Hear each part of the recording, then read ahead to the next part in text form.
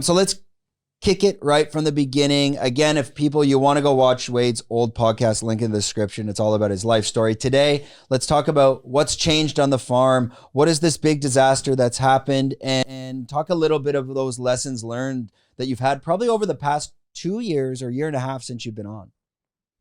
Yeah, well, I think last time I was here was in the middle of COVID, right? Yeah. And so we moved on to a rural property because I had some hotels in Betong, and that all kind of got closed.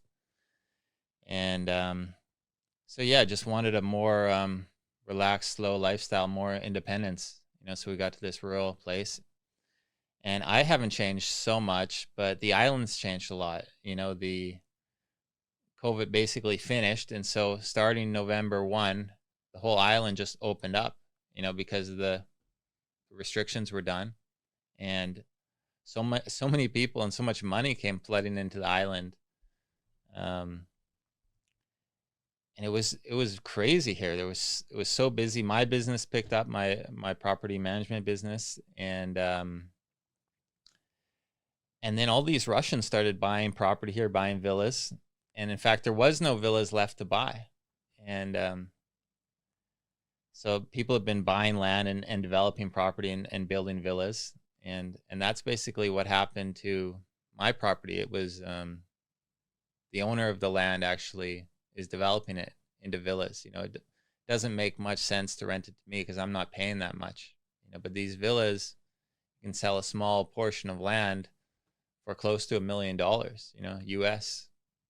Yeah, I visited, the first time I visited would have been like 2 years ago.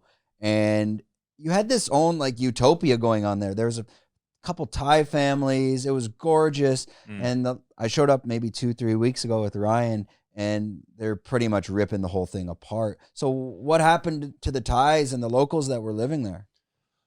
Well, they had to go, it's, they had to move in a construction team, and they have their own labor there that lives there. So they built, these I call them like Burmese shacks. So they're just aluminum siding, and they have one bathroom, like outdoor bathroom that they share.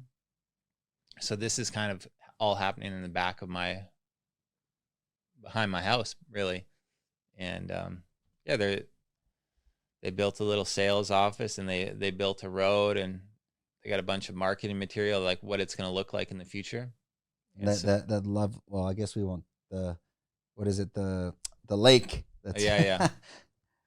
Yeah. So, so it looks really nice in the photos, but right now it's a huge, big time mess, so I'm kind of in the middle of that, which is, it's different, but it's just what's happened during, I think during this whole situation, people have come to Thailand, come to Phuket specifically, and seen how beautiful it is here, how relaxed and chill, and how you have everything here. You have beaches, you have malls, and the lifestyle is just amazing. So people want to live here, But do you notice, like, I felt the Russians kind of came in here during Christmas time and whatnot, in December, and they pretty much just came in and just started buying everything way over market price. But now with the rainy season coming in, do you notice that that's kind of faded away? For sure. There was some Russians that came, like even before it opened up, and to escape the war, I think, and they rented like places long term, just like small apartments. And then a different wave of Russians came in like November, December, January. They had a lot of money. They were renting villas for, some people were paying like $1 million baht a month for some villas in Trentale. And you're talking like double the value.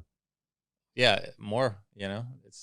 That's a lot of money, for 1 month at a villa. And so yeah, most of them have gone back now, and